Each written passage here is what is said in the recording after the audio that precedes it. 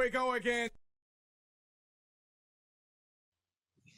Hey, it's Kennedy, my brother from another mother. What's good, bro? Man, now I have been, I think I'm officially recovered from a roller coaster of a last couple of days this past weekend, man. It was crazy out here, bro. What was popping off?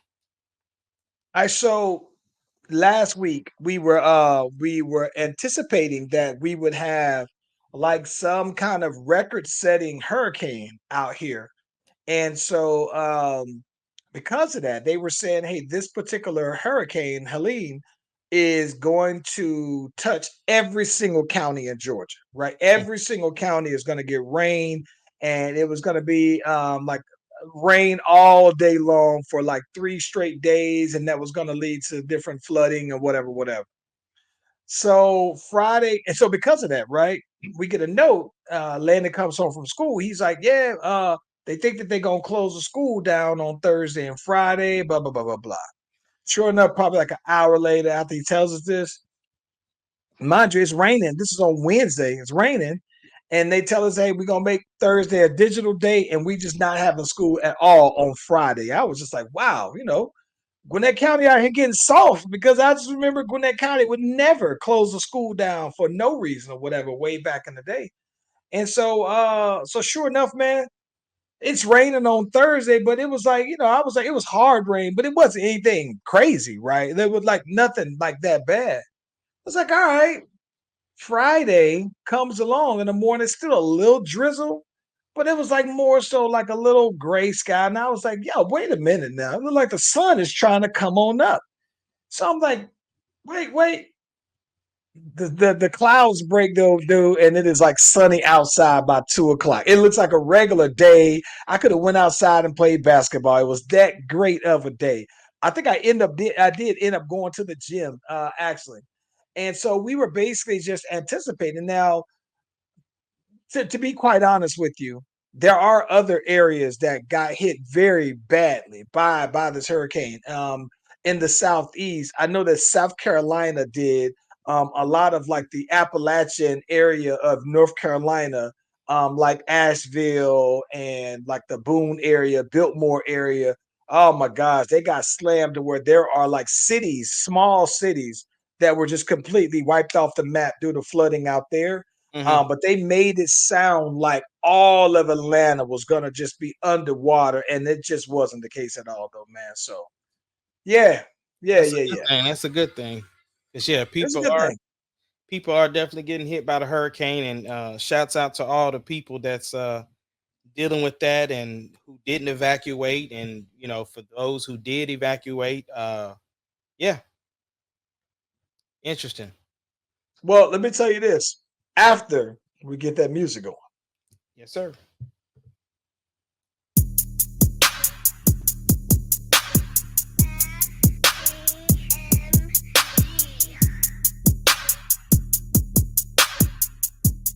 It doesn't matter what your name The is. Slash Brothers Podcast, the greatest podcast of all time. The Slash Brothers Podcast, the greatest If you podcast of smell all time. what the rock is cooking.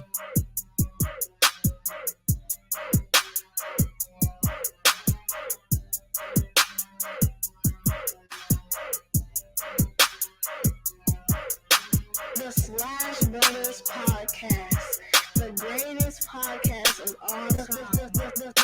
The Slash Brothers Podcast, the greatest podcast of all time. Hey, listen, if you haven't already, be sure to like and subscribe to the Slash Brothers YouTube and Facebook pages. We are live on both platforms at the same time. You click on the notification, you click on the bell, you get the heads up whenever your boys is doing their thing. It's Kennedy. So what was also dope about this weekend is that yesterday was my son's birthday, bro. Landon had a good little time though, man. Very happy for my dude, man. Very happy. Um, he had a bunch of people come on over. Had a lot of his homeboys came through, man. They had like a big little sleepover gaming night or whatever, whatever. So that was the big thing that we were kind of preparing for. We were like, yo, maybe this maybe we have to cancel the get together, the shindig and everything. And it worked out. I mean, perfectly though, man. I'm talking about it didn't rain at all on Saturday either though, man. So it was real dope.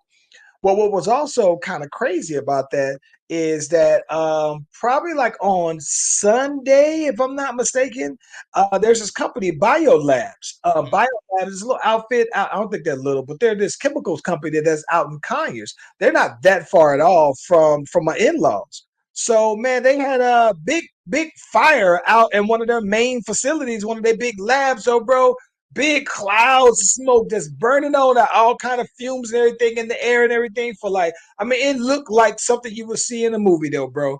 And so what was wild about it is that Conyers isn't very big. Conyers is a metropolitan city, probably somewhere around like 75 to 100,000 people, more or less, though, right? And so what was crazy about it is that this place isn't that far at all from where my in-laws live, right? So we fool around, old man, and they were like, "Hey, they told us to stay inside. We can't go outside because of the air quality." And you still have people who aren't getting the memo. They are out and about. They seeing the smoke in real time and everything. They trying to film it and take pictures of it and everything like that. And so they stay in. They said, "Hey, turn your ACs off so you won't get the smell in the whole 9 yards." Then probably like a couple of hours later, they were like, "Hey, I guess the police were driving through neighborhoods that were relatively close to the spot. It was like, hey, we're evacuating this area altogether, right?" And what was crazy about that is that they'd say, "Hey, you guys are gonna have to basically leave." So they crashed with us, and was on Landon's birthday. They stayed on that Sunday through Landon's birthday. And matter of fact, they stayed for 2 nights. As a matter of fact, though, they left today, and it was real real great. I think that's the one thing that's always interesting. I think I have the best in-laws ever. They are in-laws is probably doing them an injustice because they are just family, like never have been anything less. Um, and so it was real dope. It did have me also thinking about something though, What's up? bro. In the event of any catastrophic events, right? You see them happen all the time on TV, where you might see you have power outages, you have purges, you have all these things, these natural disasters, and all the whatever the case, right? How prepared are you for something like that? I mean, I know where all my weapons is at. That's about it. That's about it for me. Yeah, that's about it. I don't have, like, even though I'm from a military background, I don't have no MREs or nothing. You know what I'm saying? None of that. Like, nah, bro. When I got out the military, that was it.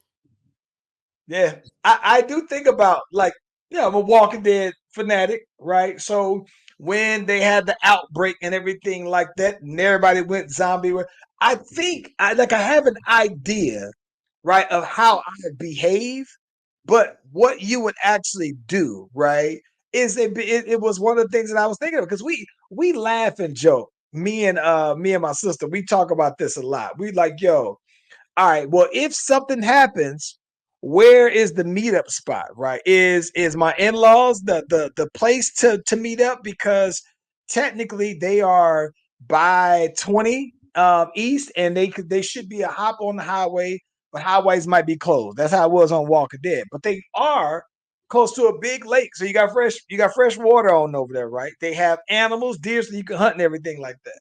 So we kind of have this loose plan that we talk about and joke about. But I was just like, well, this kind of had me thinking like I need to revisit my readiness if something pop off though, man.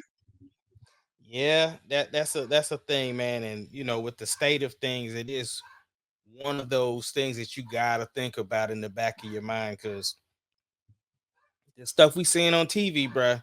More and more, I think we living in the Matrix, bruh.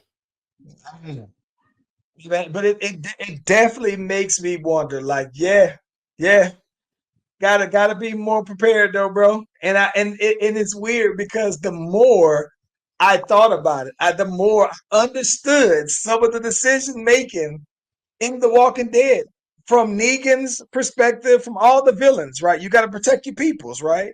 And so I thought about that more than anything, though, bro. Like, yeah, man, we got to be ready out here, though, man. Because, like, every time I'm watching, you think, right, when you watch Walking Dead is basically told from Rick's perspective. Rick pops out of a coma and there's this outbreak, right? And so all throughout Walking Dead, it's just a matter of them, trying to figure out what's going on for one in the first season, how did it all happen? But then you also have the villains that you eventually, come across. And at some point, all the villains are beloved by their own people because they're looked at as their own savior, right? Negan Right. was the savior of the saviors. The governor was the guy.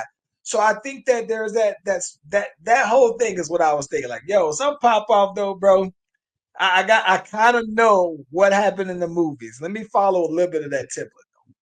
Yeah, that's crazy. Are you still watching like some of the extra shows that's coming out that's attached to it, to the universe? Yes. So one of the things that just came out on Sunday that I got to catch up. So I saw that they had the Daryl Dixon story, and Mhm. this is the spinoff of Daryl Dixon with Carol. So I Yeah, got to peep that. I don't know how far into it you are to know what's going I know on. who Daryl is, but I don't know none of the like. I know who Negan is. I know Yeah, yeah, who yeah. the characters are, but bro, I was watching it when Sarah was watching it. So So let me give you a quick rundown then, since you asked. So Daryl, they had gotten to the point. So there's the spinoff where they showed Michonne trying to find Rick, right? And so all of the last season of Walking Dead, you don't really see Michonne there. You see her out on this thing trying to find the boy Rick, and she eventually finds him and everything like that, and they get back together. But they're still trying to make their way back to Virginia. But then in the process of them getting everything back together and everything, the boy Daryl somehow leaves and links up with some people. And part of this season with Carol is telling why Daryl left, right? So, but where it picks up on the Daryl Dixon is that Daryl is basically washed ashore in France, basically. You think, like, what the hell is he doing in France? And he's still trying to find his way. Daryl's a survivor. He's been through it. So he's trying to figure out how to get around, how to move in a place where it's a foreign country. So ultimately, you go through this whole season with him being there. He's there for like I don't know, maybe a couple of months or whatever. Finds a way to get back to the U.S. And so he gets back to U.S. and links back up with Carol. But this particular spinoff is showing what Carol was doing to try to find Daryl, basically, though, man. So yeah, it's pretty dope. bro, I got a question for you. Have you heard Ciara's new song with Busta Rhymes? Whoa! I heard it for the first time. It's with Busta Rhymes and Missy on it. The one I didn't hear didn't have Missy. It just had her and Okay, I'm gonna go ahead and say it. It's the best Ciara song I've heard in quite some time. bro. How does she keep coming back sporadically but hitting every time? Like the song sounds so Atlanta. It sounds so current. Instantly when I heard it, I was like, oh yeah, she got one. Well, this is the thing I think is interesting because she did come out with that song and she had Chris Brown featured on it, and even that didn't quite move me. It's like, oh, okay, it's something, but it ain't like this one that she has with Busta. So, and I think that it was fitting because she was on tour with Busta and Missy, and so it made sense to me then that, oh, this is how you tie the three of them together. But I've only heard the song one time. And oddly enough, I'm a person who still values listening to radio. And I've only heard it on the radio one time though. Yeah, I'm a subscriber to Title, so they always have like new music that pops up on there. So I Yeah. checked that out. I checked out the new Mario. I won't comment on that. And then I listened to the new Robin Thicke and Dream Doll. Yeah, Uh, Robin Thicke got a little bop on him, bro. Let me tell you something, bro. Since we talking about since we talking about music, two things. I listened to the Future Mm-hmm. The new mixtape. mixtape Pluto. Mm-hmm. And this is the thing. As somebody who I was like, I don't listen to Future very heavily, right? It's like I listened to the last one that he did with Metro, and that was the first time that I really got into Future. Like even the one that he did the first to last. So there are 3 albums that Future has put out. Which, by the way, he's doing a lot of work. He's putting out a lot of music, though, right? Because that Metro Boomin project was just over the summer. So for him to come out with something already fall, respect to that. But I think that the one thing's great. I thought, okay, yeah, this is what I thought Future is about. So when I heard it's the mixtape Future, so I was like, oh, I thought it was dope. Somebody who was a diehard Future fan was like, it's kind of mid, and I was just like, really? I thought that it was dope. Like as a very casual Future fan, I thought it was fire. And when I say that from a standpoint of the production was dope. He was riding the beats, dope. Contradictory though, because it's mixtape Pluto, so he's talking about popping pills still, the typical thing. But then he has this song where he's talking about his partner died from fentanyl and his partner died from OD on the same drugs that you're rapping about that you're doing though, right? So I thought that was kind of a little contradictory, but overall I thought it was dope. But Ace Kennedy, a while back, you told me that you had to give an apology to Neo, right? You saw him on the tiny desk. Said, "Golly, bro, Charlie, I know that's your dude, but I ain't been giving him the proper flower. I owe somebody an apology, bro. Who is that? Bro, I owe Big Sean an apology, bro. Oh, that's huge. Whoa. Yeah, you got to explain that one.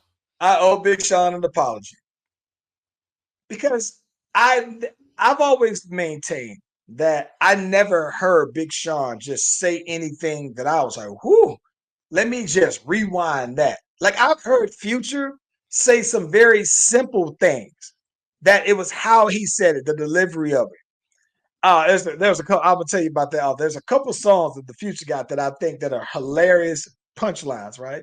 But I've never heard Big Sean like I was never blown away by him, right?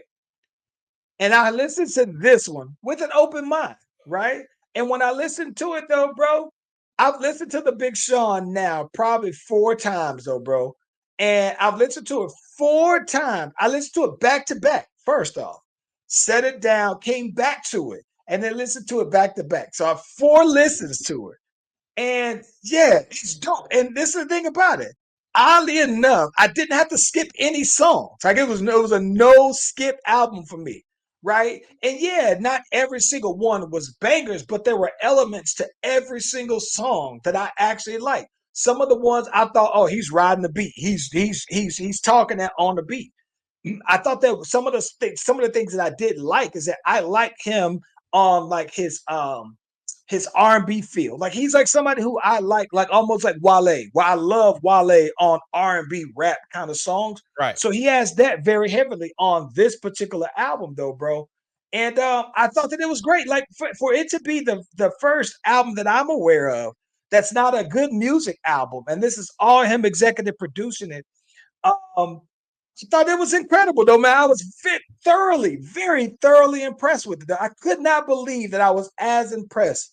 And I say, all right, that's it, though, bro. I'm gonna back off of Big Sean and say I'm giving him his props, and I apologize for if it seemed like I was being a Big Sean hater in the past.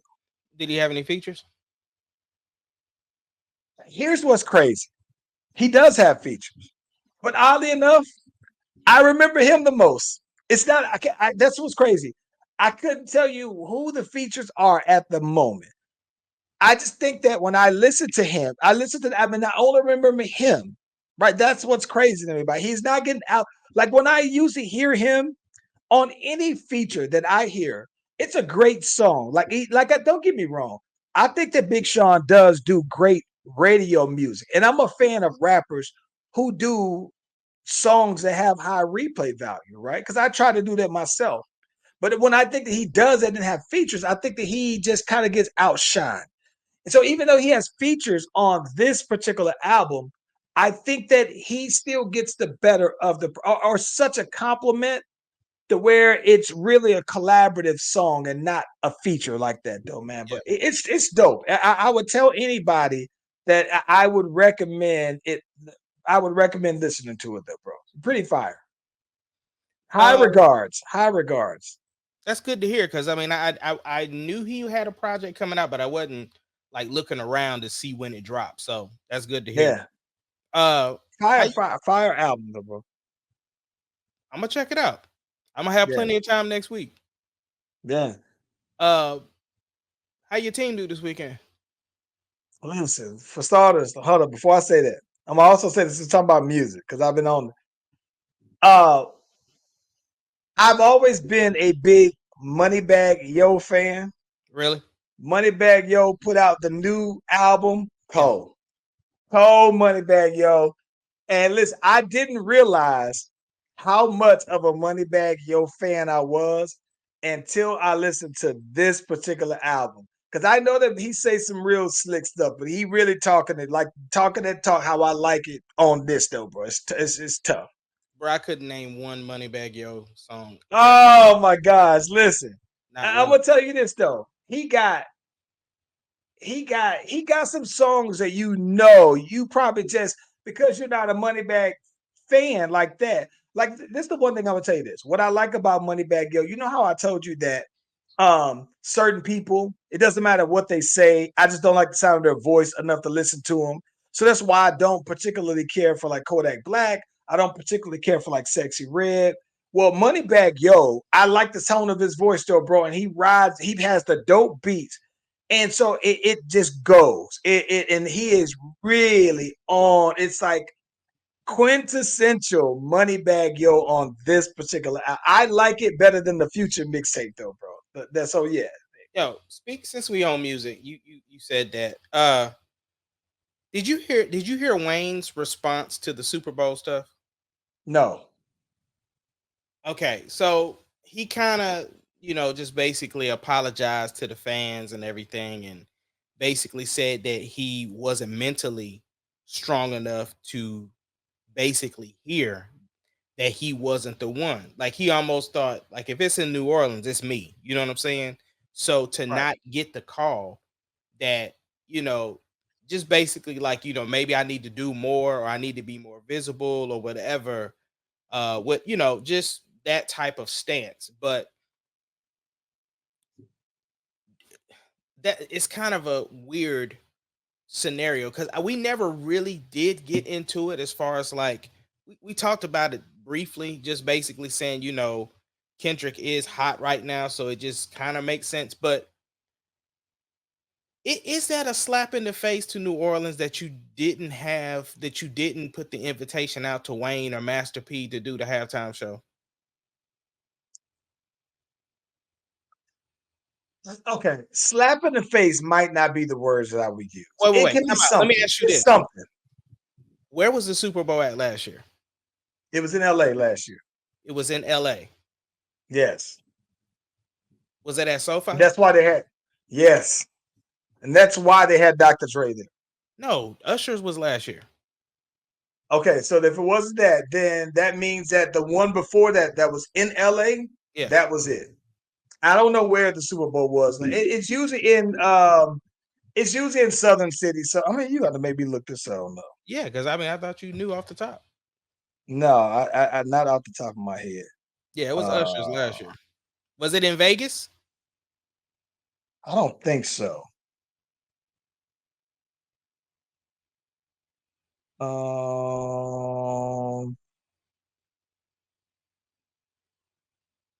Damn. Hold on. Don't make me have to get it faster than you. Damn, why you make me have to pull it up?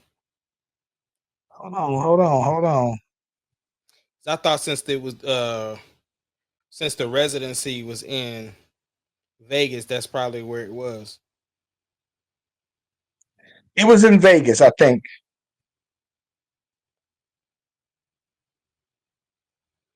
I guess it was in Vegas though, bro. I didn't.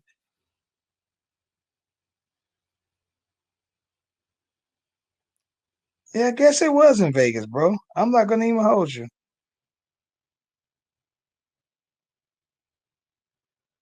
Yep, it was in Vegas, Allegiant Stadium. Okay. Okay. Okay, so Yeah, then that makes sense. that makes sense as to why Usher got it. But because I was wondering, like, is it just expected that if you in a certain city that you got to, like, if it's in Atlanta, what you gonna do? Like, is that an all JD and Friends show? Like, I don't know. What you think? Listen, I'm gonna be honest with you. I'm gonna be honest with you. Let them have a Super Bowl because I think they're supposed to have Super Bowl for the year 2028. They talk about that's gonna be in Atlanta, Right. and I don't care. So if Outkast ain't in it, you what you doing? Listen, bro. If they have, if they have doggone artists, and if they have any Super Bowl performance, a halftime performance in Atlanta, and somewhere in that Super Bowl, Outkast isn't featured, Ludacris isn't featured, Jermaine Dupri isn't featured. If Ti isn't featured, if no Atlanta artists are featured, right? Atlanta is going to completely boycott everything that's associated with Jay-Z, bro. So now we're gonna have to look at it because February 4th, 2000 and February 3rd, 2019, it was in Atlanta. Who did the halftime show? Hold on. It was Super Bowl.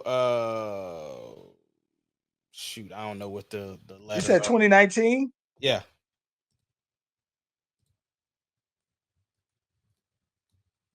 Okay, so Super Bowl 2019, Big Boy was on there, Okay. right? So it was headlined by Maroon 5, Mm-hmm. and Big Boy from Outkast was on there. Travis Scott was on there as guest as well. Gladys Knight sung the national anthem. Mm-hmm.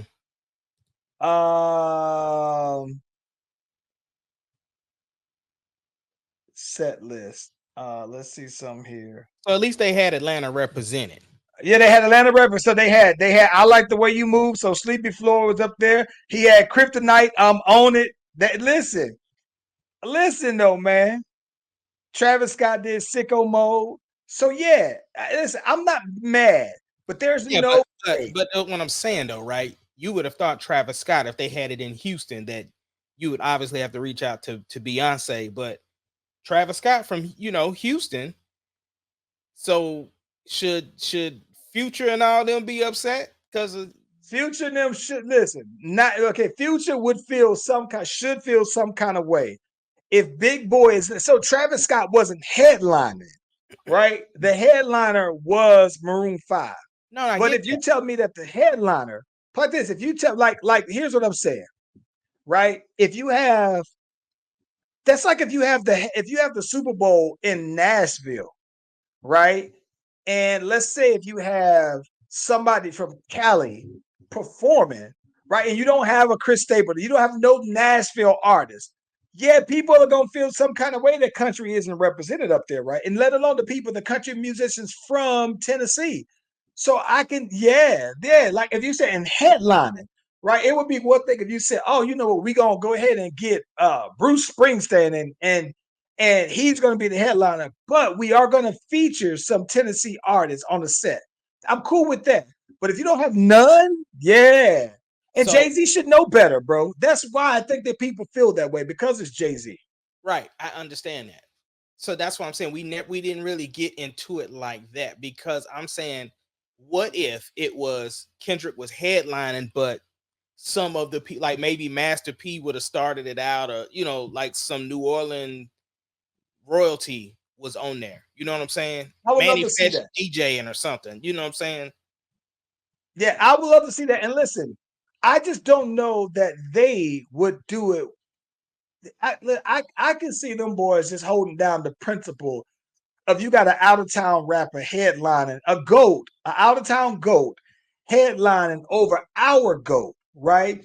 So and Wayne's no chump change, right? So I'm just like, yeah, I can see why they might be like, listen, if Wayne ain't in it, we ain't have nothing to do with it. Yeah. But I think that it would be dope. I think that it would be dope if if Kendrick did some songs, brought out No Limit, Master P, make them say real quick, give them the nostalgia.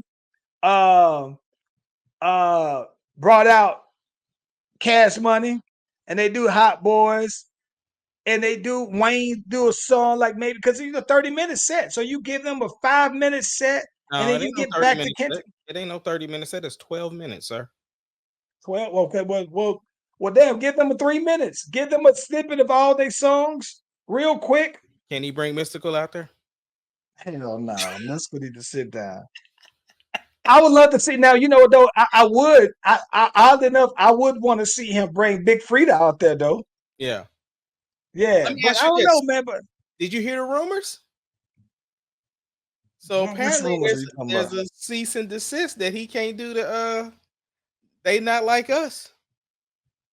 They said the cease and desist came from Drake. And get out of here with that, bro. Get out of here with that. I mean, listen, that's just Drake. Listen, that to me, that just now seems to be like part of Drake's MO is sending cease and desist. Right? That's just a Drake thing to do. Yeah, Get out but my face with it. Don't mean I guess they said there's no paperwork whatsoever with his name on it with the cease and desist, but apparently there is one. Uh no. the other music news that's kind of like in the circulation right now. Apparently there's a Chris Brown doc in the works. You heard anything about it? I did hear about that. And listen, um, I saw so I listen, yo, I'm heavy on the TikTok, bro. Yeah. Heavy on the TikTok. So let me tell you what's wild about the timing of that.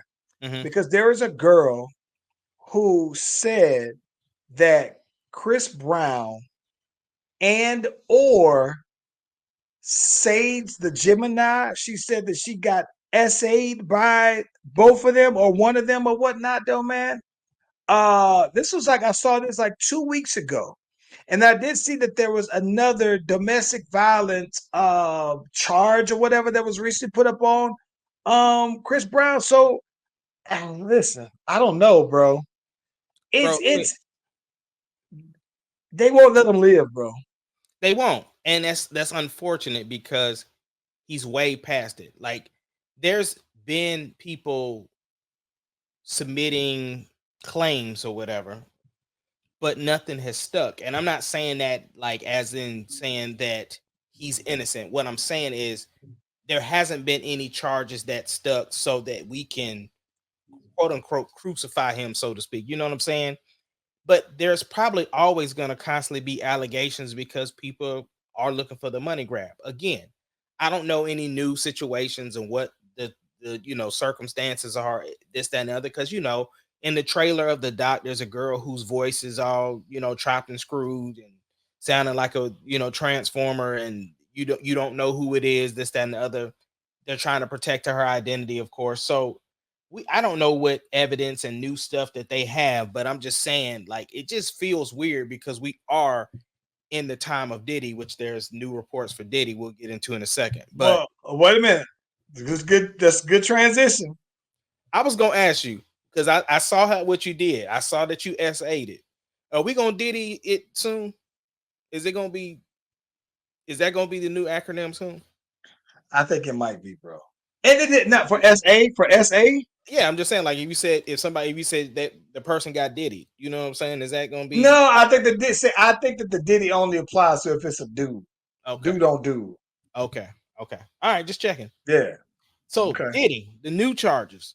So apparently there was an attorney that came out and said that he has about 100, 120 clients that are ready to go, and he, briefly gave some instances of two individuals, of examples as to what he has on the table.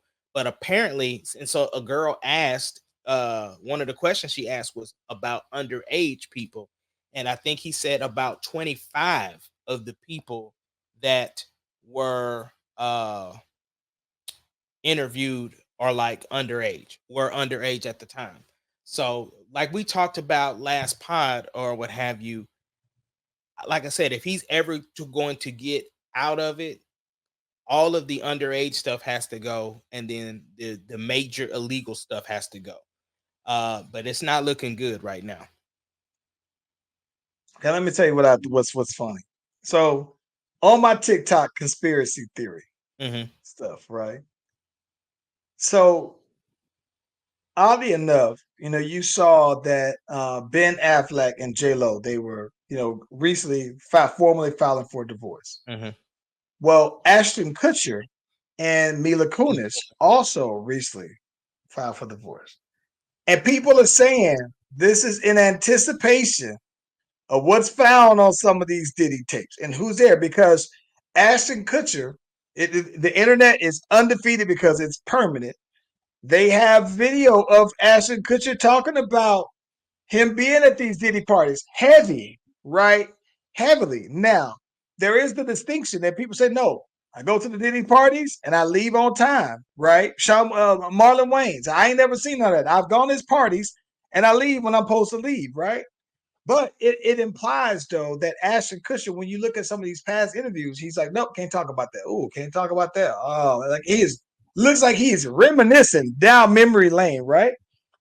And so they're saying that, that's a possibility that yeah, this is looking bad. Now, what makes this look even more crazy for him is that you remember the other dude from that 70s show Fez. was Not Fez, but recently, I know he talking about he was on the ranch. That was well, Rooster. Fez, well, listen, even then, you want to say something was up with the whole cast, apparently, because Fez was with old girl when she was underage. I think he was with what's the girl? Oh my gosh. Oh my gosh. I'm gonna remember later. But Fez was with some girl who was, I can't, it's like Tara Reid or somebody like that he was with. That she was very underage when he was. It was like it's like a Jessica Simpson, like it was something like a big name at the time in the 90s. Well, she was underage, and so you got the guy. What's his last? But the other guy, the on the show though that they did, Masterson was the last name I think it Yeah, was. he's So Rooster on the ranch. I forgot what his name was on that 70s show, but yeah, yeah, that so was the last show he was on. They had to kill him off, basically. okay. So, he is in jail now for apparently graping a couple of chicks, you know what I'm saying? But what was wild about it though, right, is that, they both wrote letters, character letters to the judge to basically appeal for like some type of soft sentencing from it. Everybody was like, wait a minute, bro. And then when all the details came back, they had to just kind of give out statements and everything like Yeah. that. And so now, you know what I'm saying? They're saying like, oh, well, no. These tapes, right? These tapes. Who's on the tapes? That's what's going to be the big thing. How do you explain what's going on in these tapes? So, bro, I saw something the other day, yesterday, matter of fact, where they said police wound up doing another look into Diddy's home. And this is where I don't know if it's fact or fiction. Right. But they said they went into Diddy's room and saw that he has a secret tunnel in under his bed that goes underground, and you go through these little walls and it goes to the Playboy Mansion. It's a underground passage layer to all these other millionaires, underground houses and everything like that. And they were saying, no, this is when they say, oh yeah, we having these Diddy freak offs. I still cringe at that. But when we have these, this is how they get down. This is how they move around like that, though, bro. See, I heard the tunnel went to like a separate theater room that housed like 30 people. I ain't hear about it connecting to nobody else's spot. So Yeah. They said no, it connects to other Hollywood billionaires or elites or whatever, though, man. So, but this is the thing. This is where when you start to introduce kind of that folklore to it, it almost like when people start coming up. Look, we talk about the Chris Brown thing, though, right? Like it's almost like, well, at some point you start to introduce so much fiction to it to where you don't really know what's what's truth, and true? then the fiction clouds the facts, though. Well, nobody wants the truth anyway when the lie is more entertaining, according to Charlemagne the Yeah. God. Yeah. What's the no? According to Charles Venus, what's the truth when the lie's more exciting? What song Uh, did I say that on? Oh, that's on the song that ain't been released yet. That's not yeah. about that. So how your team do this weekend, bro? My team, listen, my Longhorns did good. Now listen, they didn't. I'm gonna be honest. I thought that we would plow through Mississippi State, and oddly enough, to be honest with you, I thought that Mississippi State gave us a better fight than Michigan. Like it was a foregone conclusion that we would walk through Michigan. And just like I thought with Mississippi State, they put up a bigger fight. Though it was we pulled away Well, from them at the no, end and turned up. hold on. A bigger fight is a stretch. This is the thing. We had a lot of self-inflicted wounds. It's true. We had a bunch of false starts. We were making a bunch of mistakes. We fumbled the ball probably 3 or 4 times. Like Blue fumbled at least twice. That's true. There was a But we bunch could of have self. done that against put this, but we could have done that against Michigan, but we didn't, right? That's what I'm saying. When they put up the fight, I thought Mississippi State did as best that they could do with our mishaps, right? Considering that Michigan has like 3 guys on their defense at one at every level that's supposed to be a first round draft pick. So Yeah. I thought that with all things considered, though, man, I thought that Mississippi State just looked more competitive. How about Arch? What you think about Arch? I still like what I see in Arch, though, right? I still like how I like how comfortable he looks. Like he looks like a starter to me, though, bro. So I'm not at all worried about Arch. What I am worried about now is when Ewers get back and getting them back into the fold of things, right? Like I don't want Ewers to feel like, oh, I got to turn up on these boys because I don't want him to worry about looking over his shoulder, right? Because I don't think so like because you got to look at. See, did you watch? Did you watch Ewers before he got hurt? I did. So he was already turned. Like I that was get. one I thing. know That was that. one thing. Like he was like he was throwing them things. Like he was slinging them joints. Well, now my thing is this though. So Ewers has seen him not get the nod, and then the guys who get the nod over him over at Ohio State all go to the league, right? First round draft picks, right? So I guess I don't want to see. I think that Ewers is comfortable in his own skin, by the way. I'm just saying I don't want to see him though. Like feel like he got to be doing the most because now we've seen Arch, right? And so I don't know, bro, but I'm not concerned about either one of them. Let me be clear. But I'm cool if Arch stays in, but I am looking forward to Ewers. I just want to make sure that because by the time Ewers get back into the fold of things, now we're starting to play SEC schedule, right? And so that's where I'm just like I would want to see him come back and whip up on the cream puffs before we start the tough schedule. So I don't know, bro. Last week was SEC. That's it. We're already in conference play, and then Yeah, we but got. even still, there's some cream puffs in the SEC too. So I mean, I get that, but he comes back playing Oklahoma. You know what I'm saying? We got a bye week. They got a bye week. So, we come back and we play them on the 12th. And that's when Ewers is supposed to be back. So that's like 2 full weeks of, basically working through the injury or whatever like that. So, yeah. No, I'm not mad at that. Now, NFL wise, right? I do got a question for you. what's up? Okay, so Derek Carr didn't look presidential, and this has been when I used to rag on Derek Carr and talk bad about Derek Carr. It was before I didn't like his leadership. I didn't like his body language, right? But more than anything, I didn't like that he doesn't distribute the ball very well to wide receivers and all the other skills players. I think that he knows that our running back Rashid Sheehy is almost always going to be lined up against a linebacker. And he's fast and he's good, right? But he's targeted more than anybody else. And you got to think though, he's coming out of the backfield as your running back. So your running back is getting 12 targets, and your wide receivers are getting 12 targets total as well. And I thought that we could have still won the game. I thought we still won it at the last minute and everything, though, man. But I still think that there are some times, though, bro, where like based off of the first two games, it's like I thought that all right, maybe Derek Carr is going to go ahead and say, all right, when we're distributing this rock around and everybody's getting love on it, then we cool. But it felt like this time around that he basically reverted back. And even in the Philly game, he kind of reverted back to where he's only looking down the one guy. And granted, I mean, we have one of our offensive linemen end up getting hurt. So man, that has something to do with it. But listen, this is the one thing I think that is funny. I think that it didn't make a difference to me if it was the Falcons or not. Like, it's weird because I know that that's our big rival. I just, for some reason, don't look at them like rivals. I don't hate the Falcons.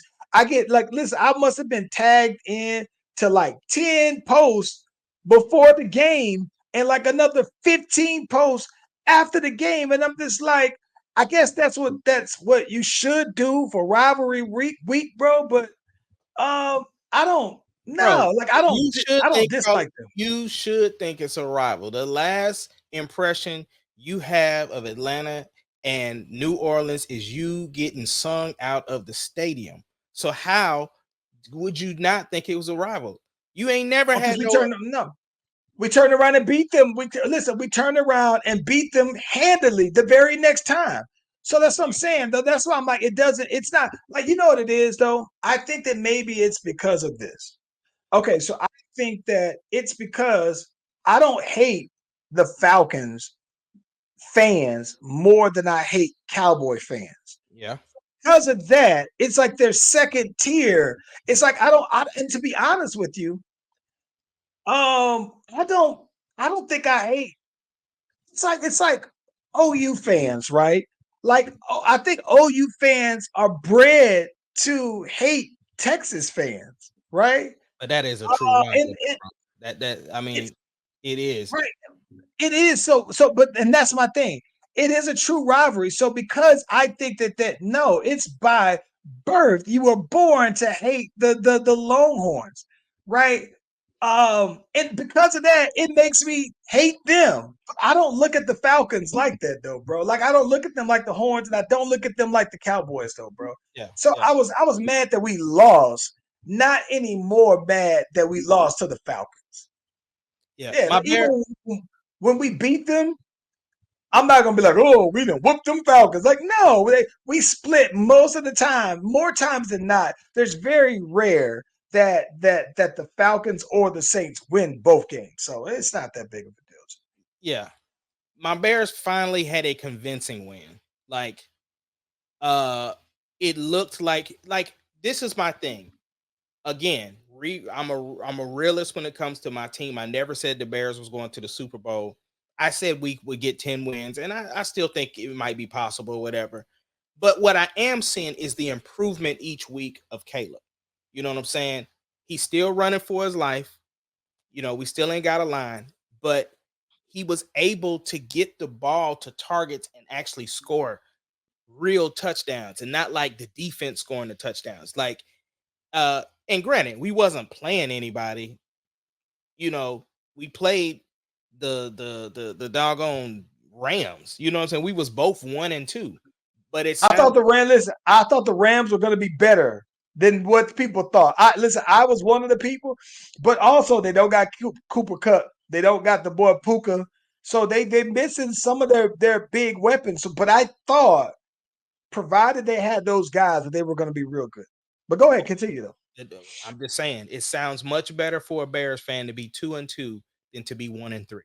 So my thing is, like I said, to see Caleb actually produce points, you know what I'm saying, and make great decisions. Like, it was funny because Mark Sanchez was calling the game, and he said, bro, it's like a proud dad watching him grow up, because he said if you watch him week one, he would have been trying to launch it. He said he actually went through his reads. And this is what, the fourth game, you know what I'm saying, where he's like, okay, I check down, check it up, my running back's open for the screen. Like, he did that several times throughout the game. Is like just taking the safe yards versus I gotta try to get the home run. And so that was very encouraging to see him kind of grow up like that just in a couple of games. That's all I'm looking for, is for him to get more and more comfortable and more they're growing as a team or whatever. So Let me ask you this though, bro. what's up?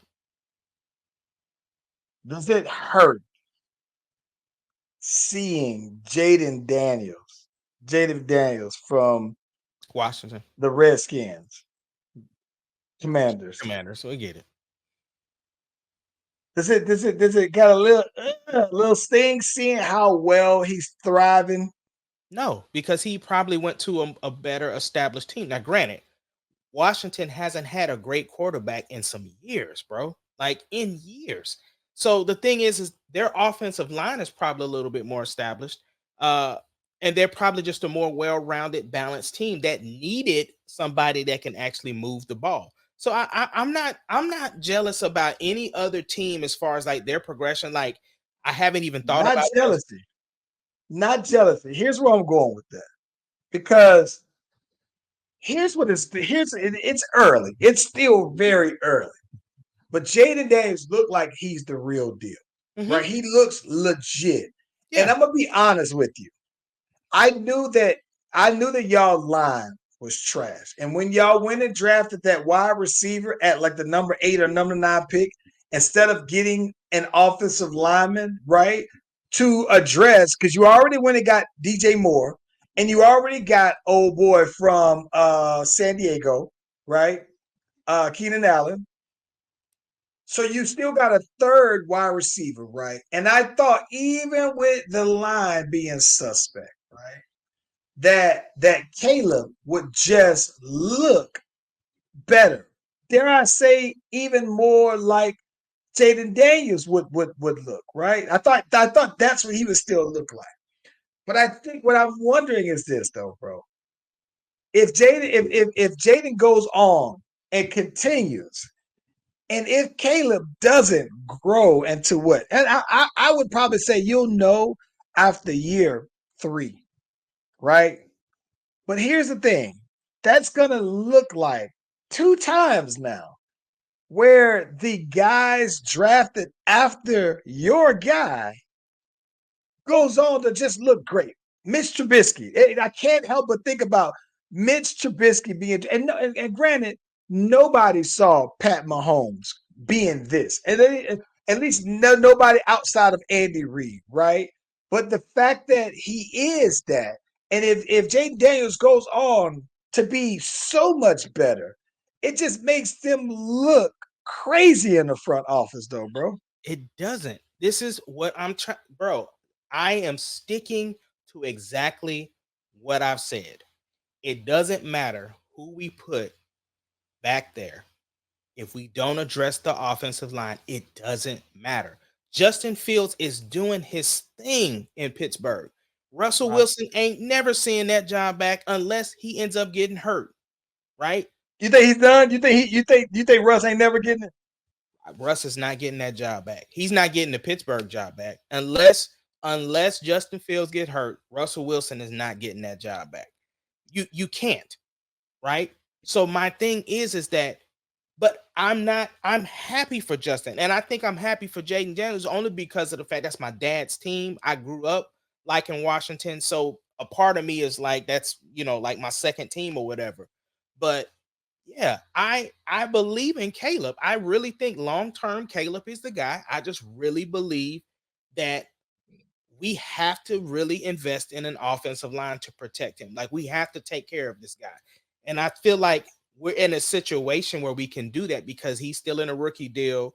We got a bunch of Only person that's really getting paid like that is DJ Moore.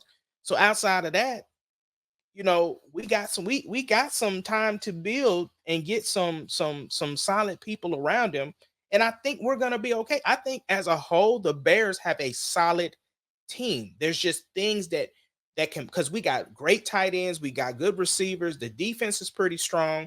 We just got to tighten up that offensive line, bro, to be able to get that man some time to think back there. And I think, but even without that, like I said, just watching the progression from week to week, I feel like the Bears are doing what they're supposed to do as a team. They're growing every game. It feels like that they're actually taking the video that they're reviewing and putting into place some different things, because they just had a players meeting with the offensive coordinator. Like, look, bro, some of these calls is not getting it, bro. Like they had a conversation with him, and so that just shows the growth of the team for me as a Bears Let fan. me ask you this: for good or bad, what's been the biggest surprise of this season? Good or bad? Cincinnati only getting one win. Yeah, I thought they would be further along, and to see them struggle like that, because they just got their first win this past weekend. Yeah. And then I think I'm really surprised that Tua got hurt again. I think just because of how bad the last injury looked that we saw, that he just wouldn't put himself in that position.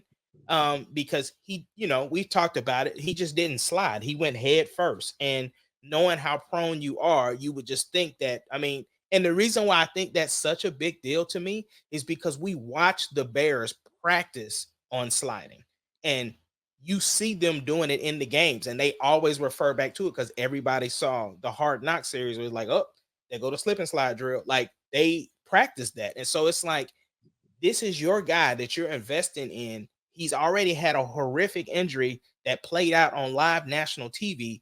Why are we in this situation again where this man is folded up like that? That's a big surprise to me. Do you think he returns? Absolutely. He's not going to be done by any stretch of the means, and I don't think he needs to be. I just think that he just needs a better education on it. Like I said, they need to just work on the drills with him, or he just probably just won't run as much anymore. You know what I'm saying? Like, I don't expect why won't he wear the big skin cap? that was another suggestion I was going to bring up. He needs to also wear the G-Shock collar too. Like, there's so many other things that can be put into place. So I don't think he should be done. Like, I think everybody's heart was in the right place when they said that they don't think he should play anymore. But at the same time, if he wants to come back, I don't have anything. I'm okay with him wanting to come back. Yeah, I think I'm only okay with it only from a standpoint if a doctor told him absolutely no, you need to go ahead and retire. And he had a second opinion, and the second opinion agreed with the first, then I think that's it. But if they said it was a concussion, it can happen again, but it's not gonna, in the short term, it's not gonna hurt your career any more or less than any other one that you're the like I said, it's one life to live, bro. And I don't want to be the one to tell someone who's doing something that they've always dreamed of, like, now this is a wrap. Go find another dream, right? So I don't. Let it be like Andrew Luck, who decided for himself, like, nah, this is not it for me. You know what I'm saying? Yeah. And he was very, very promised. Now let's move on to basketball real quick, because I want to get into some of this before we get off of here. Press day for everybody. Media day. Bro, what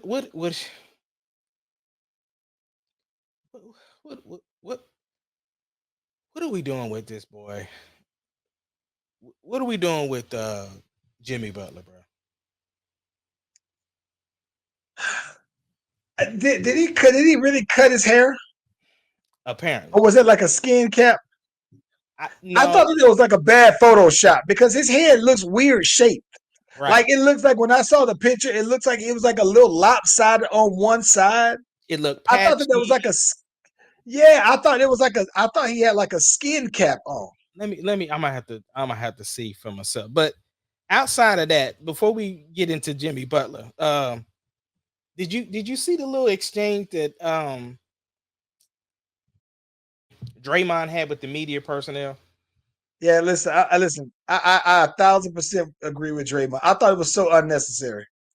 Right. I thought that the dude was trying to set him up and steer him down a path of a conversation that I don't think was necessary, bro. So he's like, the guy was like, are you concerned that people? What do you think about people being concerned about you being here or showing up or that? And he was almost like, well, it was almost implying him not saying it though, him saying like, oh yeah, well, what do you think about people saying that you missing games or possibly missing games because of suspensions and this, that, and the other? And he's like, bro, I've been here for 13 years, though, bro. Like, I'm always gonna show up, though, man. So I thought that I'm gonna be honest. I thought that Draymond would have been even right. I give him credit because he had more poise than what I think the dude was old. I don't think the dude was old the kind of grace that Draymond showed him, though, bro. So I'm not mad at Draymond's response. I thought he could have been well within his rights to go in on him, though, bro. Yeah, I felt the same. Apparently, that must have been that had to been a fake, bro.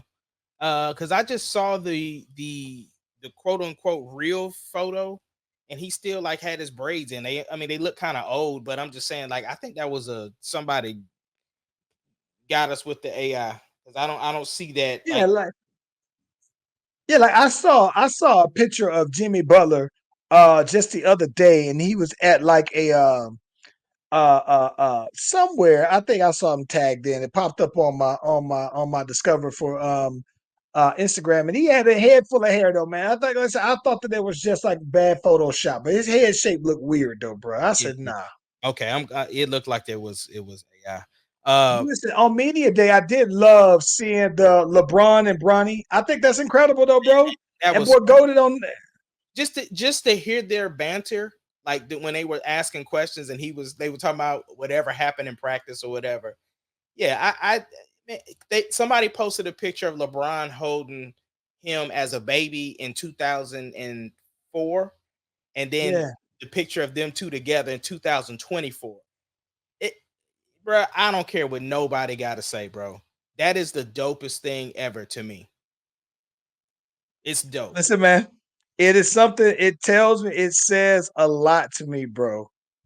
When you can be that great for that long, right? That the thing is, you're the oldest player in the league for the second straight year, right? And when you voice 4 years ago, right, trying to be around long enough to play with your son, and then for you to take care of your body and still be the guy that we always known you to be for that time, though, bro. It's incredible, though, bro. It is. Absolutely incredible, though, man. Yeah, yeah, yeah. Another incredible sight was seeing CP3 dressed out, right? And they did a side by side picture of him in New Orleans as a rookie versus him now in San Antonio. Boy, don't look like he aged, bruh. Chris Brown always. I mean, Chris Brown. Chris Paul always looked like that at the beginning of the season when he got that fresh cut and got some of that bald spot covered up, nice shaded. Yeah, but Uh, the hair thing don't bother me though. I'm talking about just you can tell he's taking care of his body as far as like yeah, the health wise, right? Like he yeah. don't look old. He looks like Chris Paul, like he still looks like Chris Paul. Yeah. No, as somebody who is officially old, I do respect that Chris Paul still looks relatively young. And then mind you, if you might get to say people can say, well, oh, once he get to the playoffs and when the season go long, he might get some of that wear and tear start to show. But here's the thing I think that people are losing track of though, man. I think that the big thing that people should appreciate though, man, is that I thought about this when I saw that Matumbo passed away, that Pete Rose passed away, John Amos passed away. And it's like, yo, these are some of the greatest of all time, though, right? And they not gonna be here very long. Like Steph is in year like 14 or 15, though, bro.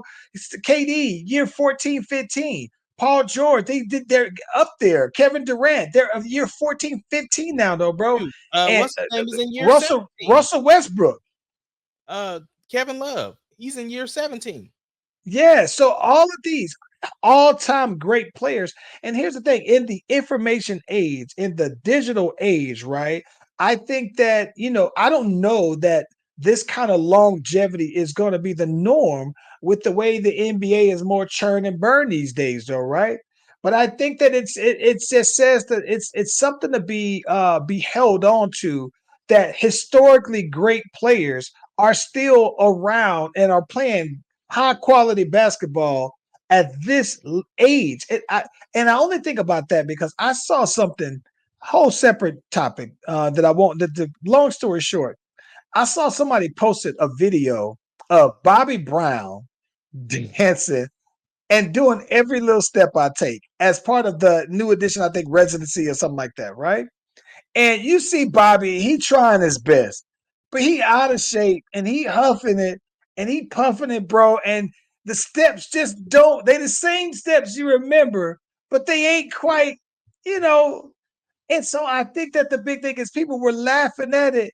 And part of me just felt like, well, damn, with all things considered, Bobby Brown is still here, though. There's still be performing it. So it's like, it's enough to me to where maybe even I would have been one of those people that was laughing. You see somebody, oh, but, hey, that boy looking old. Oh, that boy getting big. He don't look like he used to be. And it's just like, nah, I'm okay with seeing some of the greats get old and still be out there doing their thing, though, man. Yeah, what at least Bobby ain't out there looking like that one dude we seen the video of where he wasn't they had his whole voice. He just had the microphone up there and he was out. The video I Oh, posted. but they had Bobby. I saw now. I did see one of Bobby looking bad. They was doing New Edition was doing any heartbreak, and he just couldn't keep up. Bobby said, "I'm just going ahead. Y'all got this one." But I did see one where people were making fun. Like, listen, I saw a video on TikTok of Petey Pablo performing freakily. Petey Pablo and put on some pounds, right? But he still was doing the song though, bro. And then I saw Chris Kirkpatrick. He's out here at some spot. I remember he did one at a mall, at the middle of a mall, performing with O Town, doing all the NSYNC classics. And then I saw a video just recently of him doing another show. And people are just thinking like, oh, this boy must be down on his luck. This boy must be stuff gotta be bad. And I'm thinking like, what if this man is sitting on all of his old money, all the old money? He just still absolutely love, like these are songs that are near and dear to him.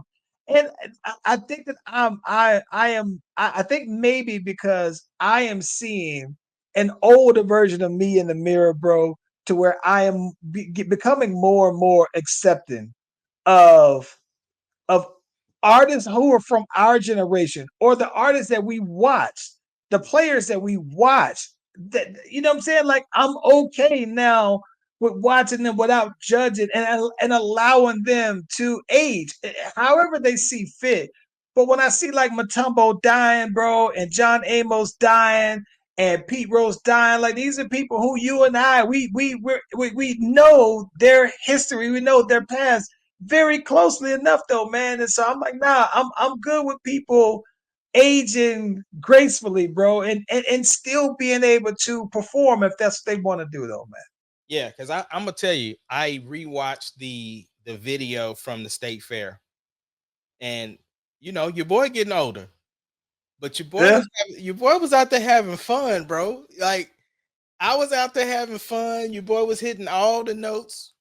It felt like the energy was there. I was just like, Yeah. yeah, yeah, Yeah. Like listen, even that. Like I saw somebody was posting a video and they were trying to make fun of Cisco. He was performing Thone song and he couldn't quite hit the handstand and kick high up, but he was halfway there. And I'm thinking like, are y'all making fun of this man? Can you do half of what he's doing? Half the effort. right. And just appreciate that he's still around to do this. Come on, man. Like, nah. So, like I said, bro, maybe because I'm getting of that age, though, man. That I have no problem at all, and I don't mind checking for somebody who is our age or older, who is still capable of putting out quality classic content, music, performances, what have you, though. I'm gonna let you go on this, bro. VP presidential debate tonight. You watching it? I don't know, man. Like, part of me wants to watch it. Another part of me is not at all interested. Only because JD Vance has already said that he's a liar. So he's a liar, right? So I he want to might see just the get up live. there. I want to see. Yeah, but see, part of me want to see the lies. Like, part of me wants to see the train wreck. But when you get up there and you tell me, yeah, I lie, I'll lie again. If that means we get to talk about this, that, and the other, it's like, why would I believe anything that he says? Now, I do think that I don't know Kamala's VP as intimately in his background. I think that he is going to be more prepared. He seems to be more sharp witted from interviews and everything I've seen. But no, man, like it still seems very cringeworthy to me, though, man. But I I might. think it's gonna be entertaining, bro. Like the presidential debate was entertaining. I think this one gonna be entertaining. I just want to see somebody finally call JD Vance out on his stuff, bro. I would love to see Tim Walz come out there with his J's on and just walk all over him, bro. I think the vice presidents can do that. I think that they have more freedom because I remember when Biden was with Barack and they used to be like, he used to be like, oh, sick 'em Joe. And Joe would be the one when you putting the dogs on him. Joe was that dog.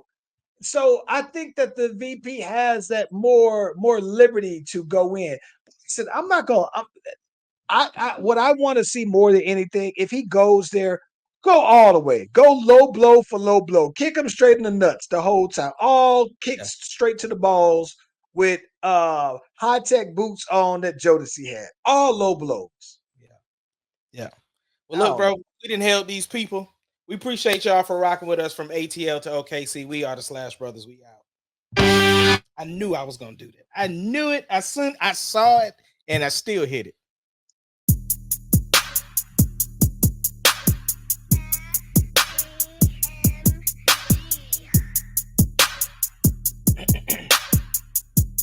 It doesn't matter what your name The is. Slash Brothers Podcast, the greatest podcast of all time. The Slash Brothers Podcast, the greatest podcast. Can you dig of it, all time. sucker?